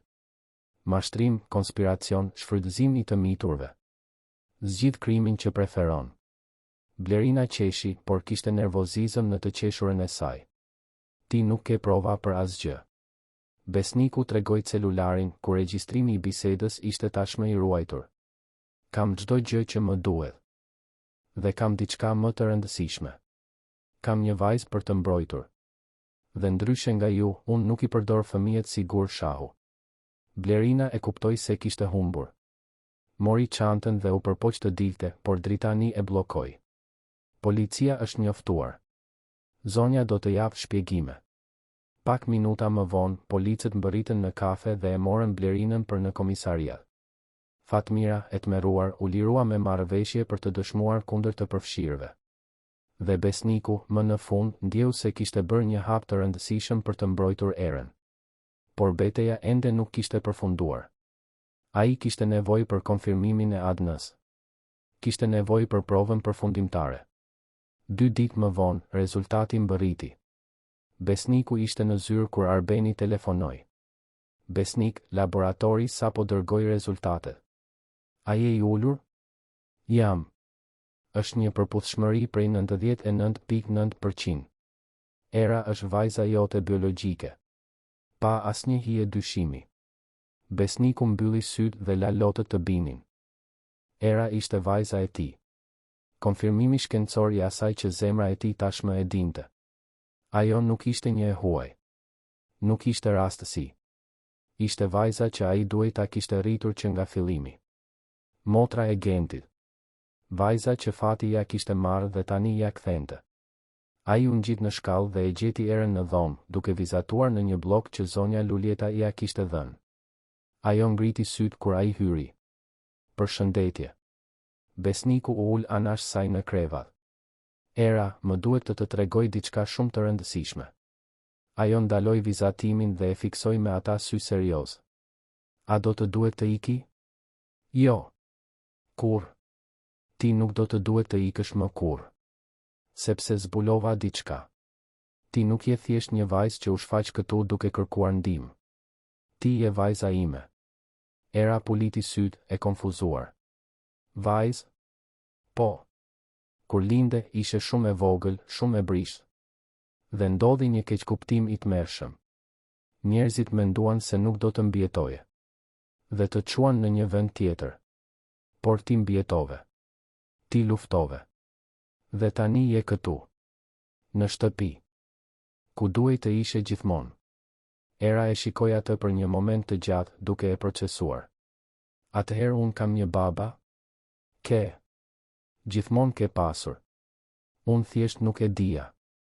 Por tani e di. Dhe të premtoj se do ta kaloj pjesën tjetër të jetës duke kompensuar çdo ditë që nuk isha anash teje. Era nuk qau. Nuk u hodh nga gëzimi. Por diçka ndryshoi në sytë e saj. Një dritë që nuk ishte aty më parë. Një shpresë. A mund të thërras babi? Pyetja e shkatërroi besnikun. Ai e tërhoqi erën për një përqafim të fortë dhe për herë të parë në 4 vjet, qau pa u përpjekur ta fshite. Qau për vajzën që pothuajse e humbi. Për djalin që humbi. Për vitet e vjedhura. Për padrejtësitë që era pësoi. Por qau edhe nga lehtësimi. Nga mirënjohja. Nga dashuria. Mundesh. Mund të më thërrasësh si të duash. Sepse ti je vajza ime. Dhe unë jam baba yt. Dhe asgjë e askush nuk do ta ndryshoj këtë. Era, ngadalë, e përqafoi atë mbrapsht. Dhe në atë moment, vila që kishte qenë një varr për 4 vjet u kthye përsëri në një vatër. Në javët në vijim, shumë gjëra ndryshuan. Besniku filloi proceset ligjore për të zyrtarizuar kujdestarinë e erës. Me ndihmën e Arbenit dhe me provat që kishin mbledhur, nuk ishte e vështirë. Skema e Valmirës u demaskua, por besniku vendosi të mos e padiste. Ajo tashmë ishte e shkatëruar nga faji i vet Blerina dhe aksionerët që u përpoqën ta përdornin erën u hetuan dhe u larguan nga kompania. Përshtatja e erës me jetën e re nuk ishte e menjëhershme. Pati net kur ajo zgjoi e trembur duke menduar se ishte përsëri në rrugë. Pati momente kur ajo fshite ushqim nën krevat me frikën se do t'i mungonte. Pati ditë kur ajo testonte besnikun duke bërë naze ose duke u fshehur vetëm për të parë nëse ai do të dorëzohej prej saj siç të gjithë të tjerët ishin dorëzuar. Por besniku nuk u dorëzua kurrë. Çdo herë që era zgjohej me makthe, ai ishte aty duke i mbajtur dorën, duke i thënë se ishte e sigurt. Çdo herë që ajo fshite ushqim, ai me mirësi i shpjegonte se gjithmonë do të kishte më shumë. Çdo herë që ajo testonte kufit, ai qëndronte i palkundur por i dashur, duke treguar se dashuria e vërtet nuk zhduket kur gjërat bëhen të vështira. Zonja Lulieta u bë një figurë amtare thelbësore. Ajo i mësonte erës të gatuante, i tregonte për ralla, i krehte flokët me dashuri. Dhe avash, era filloi të besonte. Filloi të kuptonte se ajo shtëpi nuk ishte e përkohshme. Që ata njerëz nuk do të zhdukeshin. Psikologjia që besniku punsoi për të ndjekur erën shpjegoi se vajza do të kishte nevojë për kohë për të shëruar plagët emocionale. Që vitet e braktisjes nuk fshiheshin brenda javësh. Por gjithashtu tha se era kishte diçka të rrallë, qëndrueshmëri. Një forcë të brendshme që e kishte mbajtur gjallë kur çdo gjë dukej e humbur. Besniku e regjistroi erën në një shkollë private, por këmbënguli që të ishte një vend mikpritës, jo elitist. Donte që ajo të kishte edukim cilësor, por edhe të mësonte për empatin, për të ndihmuar të tjerët, për të mos harruar kurrë nga erdhi. Në fillim, era ishte e heshtur në shkollë. Vëzhgonte fëmijët e tjerë duke luajtur por nuk bashkohej. Derisa një ditë, ajo pa një djalë duke qarë vetëm sepse kishte harruar ushqimin. Era, pa u menduar 2 herë, ndau ushqimin e saj me të. Dhe kështu, ngadalë, filloi të zinte miq. Fëmijë që e pranonin ashtu siç ishte, pa pyetje të komplikuara për të kaluarën. Teuta, kur mori vesh për konfirmimin e Adnës, kërkoi ta shihte erën. Besniku hezitoi, por e dinte se era kishte të drejtë të njihte nënën biologjike. Takimi ishte i tensionuar, por i emocionuar. Teuta kërkoi falje, shpjegoi arsyet e saj. Era, me pjekurinë e çuditshme të dikujt që ka jetuar shumë në pak vite, thjesht dëgjoi. Në fund, ajo tha diçka që i befasoi të gjithë. Ti bëre atë që mendove se ishte e drejtë. Unë nuk I kuptoj të gjitha. Por është çdo gjë në rregull. Aftësia për të falur e erës, pavarësisht çdo gjëje që kishte vuajtur, preku thellësisht si besnikun ashtu edhe Teutën. Vendon se marrëdhënia midis tyre nuk do të rindërtohej si çift, ata ranë dakord të bashkëprinderonin erën në mënyrën më të mirë të mundur. Teuta filloi ta vizitonte erën një herë në javë. Në fillim, takimet ishin të parehatshme, por avash një lidhje filloi të formohej. Teuta e çonte erën për të ngrënë akullore, për të shkuar në park, për të bërë gjëra të thjeshta që nënat dhe vajzat bëjnë. Dhe era, që nuk kishte pasur kur një nën prezente, filloi të kuptonte se çfarë ishte ajo ndjesi. Zonja Lulieta, që kishte dëshmuar gjithçka që nga fillimi, mbeti zyrtarisht si mirëmbajtëse dhe nën e dytë e erës. Dritani vazhdoi si shef sigurimi, por tani me një buzëqeshje më të shpesht në fytyrë kur shihte vajzën duke vrapuar nëpër korridore. Edhe punonjësit e tjera të shtëpisë, që më parë punonin në heshtje, tani bisedonin, qeshnin, merrnin pjesë në jetën e asaj familjeje të rilindur. Dhe era, avash, filloi të lulëzonte. Filloi të buzëqeshte përsëri. Filloi të luante. Zuri miq në shkollë. Mësoi se jo çdo I rritur do ta braktiste. Që ajo kishte një baba që e donte pa kushte. Që ajo kishte një shtëpi. Besniku gjithashtu ndryshoi. Kompania, që më parë konsumonte gjithë jetën e tij, tani kishte orare të përcaktuara. Ai dilte herët për ta çuar erën në shkollë. Hante drejt në shtëpi sa herë që ishte e mundur. Natën, hanin darkë bashk, bisedonin për ditën, bënin detyrat e shtëpisë. Ai mësoi të ishte baba përsëri, në një mënyrë që nuk kishte qenë kur me Gentin, më prezent, më I vëmendshëm, më I vetëdijshëm se çdo moment ka rëndësi. Kishte një foto të Gentit në sallon, në një vend të dukshëm. Besniku insistonte t'i fliste erës për vëllan. I tregonte histori, I tregonte video, e mbante memorien e tij gjallë. Dhe era I dëgjonte të gjitha me interes, duke bërë pyetje, duke dashur ta njihte vëllan që nuk pati kur shansin ta njihte vërtet. Një ditë, era pyeti diçka që besniku nuk e priste. Babi, a do të mërzitej Genti që unë jam këtu? Në vendin e tij? Besniku u ul në gjunjë para vajzës dhe I kapi fytyrën me të dyja duar. Era, ti nuk je kur në vendin e askujt. Genti ishte djali im dhe do të jetë gjithmonë. Dhe ti je vajza ime dhe do të jesh gjithmonë. Dashuria nuk mbaron kur e ndajmë. Ajo shtohet. Genti do të ishte I lumtur ta dinte që të kam ty që nuk jam vetëm. Që mund të dua ty ashtu siç e doja atë. Era pohoi me kokë, sytë e saj duke shkëlqyer. Më pëlqen ta di që kam një vëlla. Edhe pse ai nuk është këtu. Ai është. Në një mënyrë ndryshe. Por është. Në Krishtlindjet e para pas mbërritjes së erës, besniku bëri diçka që nuk e kishte bërë prej 4 vitesh. Dekoroi gjithë shtëpinë. Drita në çdo dritare. Pemë gjigante në sallon. Zbukurime me ngjyra.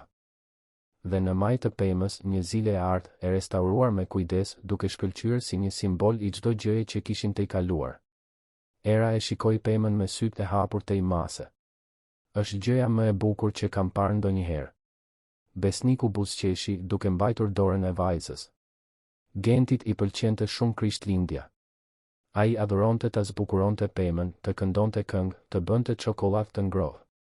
Dhe unë mendoj se ai do të ishte shumë I lumtur ta dinte që ti je këtu. Që jemi një familje. Era ja shtrëngoi dorën.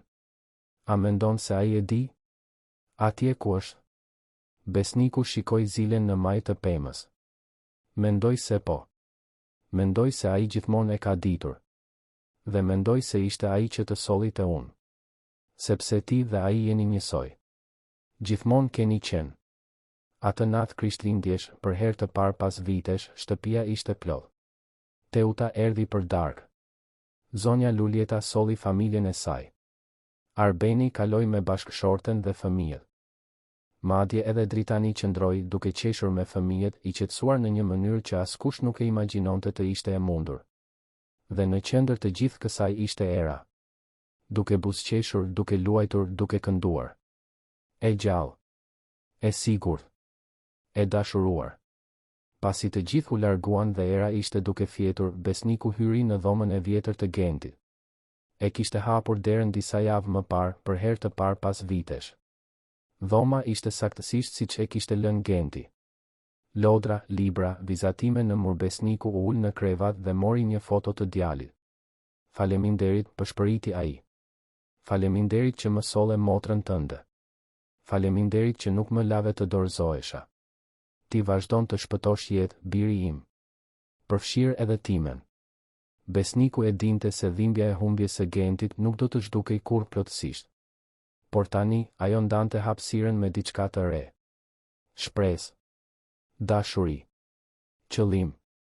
Era nuk e zëvendësonte Gentin. Asgjë dhe askush nuk mundte. Por ajo solli diçka që besniku mendonte se e kishte humbur përgjithmonë, aftësinë për të ndjerë, për të dashur, për të jetuar. Dhe ndërsa qyteti i Tiranës vazhdonte të rrite jashtë, brenda asaj vile të kodra e diellit, një familje po rindërtohej. Jo në mënyrën që besniku e kishte imagjinuar. Jo në mënyrën që askush nuk mund ta kishte parashikuar. Por në mënyrën e duhur. Në mënyrën që duhej të ishte. Sepse ndonjëherë shanset e dyta vijnë të maskuara si të humbur që trokasin në derën tonë në prag të Krishtlindjeve. Dhe kur ato vijnë, çdo gjë që mund të bëjmë është të hapim derën. T'i lëm të hyjnë. Dhe të zbulojmë se mrekullia që kërkonim ishte aty gjatë gjithë kohës, duke pritur të gjehej. Besniku shikoi nga dritarja dhe pa erën në kopsht, duke vrapuar e zbathur në bar, duke qeshur fort, e lirë. Dhe për herë të parë në 4 vjet, ai ndjeu se ishte gjallë vërtet. Jo sepse dhimbja kishte ikur, por sepse ajo tani ndante vendin me gëzimin. Me dashurinë. Me sigurinë se, pavarësisht çdo gjëje, jeta ende ja vlente. Dhe ajo vajzë 4 vjeçare që kishte mbijetuar braktisjen, vetmin, ftohtësinë e rrugëve, tani kishte diçka që nuk e pati kur më parë. Kishte një baba. Kishte një shtëpi. Kishte një emër që nuk ishte vetëm i saj, por i të gjithë një historie superimi. Era Kastrati. Vajza e besnikut. Motra e Gentit. E mbijetuar. Mrekulli. Dhe ndërsa zilja e art lëkundej lehtë në majë të pemës së Krishtlindjeve, duke reflektuar dritat me ngjyra nëpër shtëpi, besniku buzëqeshi. Sepse kuptoi më në fund kuptimin e asaj fjalëje që Era kishte thënë në natën e parë. Drita e bukur e bën frikën më të vogël. Dhe tani, në atë shtëpi, kishte dritë përsëri. Të dashur dëgjues, shpresojmë që historia e besnikut dhe Erës të ketë prekur zemrën tuaj. Nëse u emocionuat me këtë rrugëtim ribashkimi, faljeje dhe shansesh të dyta, klikoni butonin më pëlqej, regjistrohuni në kanal dhe na tregoni në komente se çfarë ju la më shumë mbres në këtë histori. Çdo ditë sjellim histori intensive si kjo, që zbulojnë anën më të thellë të shpirtit njerëzor, që na kujtojnë se kur nuk është vonë për të dashur, për të falur, për të rinisur. Ju presim në episodin e radhës.